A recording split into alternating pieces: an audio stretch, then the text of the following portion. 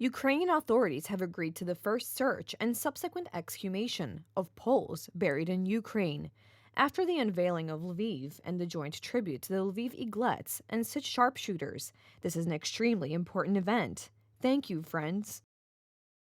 Search work may be carried out in the village of Puźniki in Podolia, where the murder of Poles by a unit of the Ukrainian Insurgent Army took place in February 1945. I treat this more as a symbolic gesture, an announcement of perhaps further actions on the part of Ukraine. This is what we will be waiting for, because after all, we are talking here about the need to search for the burial places of tens of thousands of Poles who were murdered at that time. At this point, the Ukrainian authorities have given permission for exhumations to be carried out only in one region. I can't imagine that this permission from the Ukrainian authorities should concern only a random case. It must be comprehensive. Victims of the Volhynian genocide, tens of thousands of people.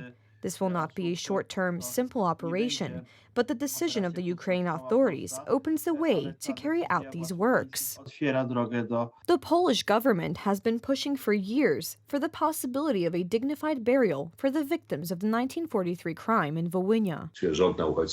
The government in exile in London tried to start a dialogue with the Ukrainians, and there was a talk of cooperation between the UPA and the Home Army, which unfortunately did not happen as a result.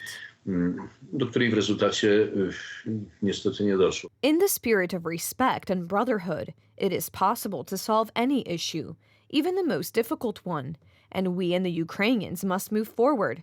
The era of Duda and Zelensky will leave a lasting mark. In July 2020, the Institute of National Remembrance created the database of victims of the Volhynia massacre, which is being supplemented on an ongoing basis. One of the actions we will ultimately want to take is to use genetic research to establish the victims by name, so that we can bury them with dignity and affix a plaque to each cross with the name of each specific victim. At this point, we do not know the exact date when Polish researchers will begin their work in Ukraine. It does not seem rational to me that exhumation work in Ukraine, any magnitude, could take place while we know that there is a war going on in the east. That would be too dangerous for Polish researchers. We must wait for the cessation of hostilities. As communicated by Deputy Foreign Minister Marcin Przydacz, the exhumation and search work is also to take place with the help of specialists from Ukraine.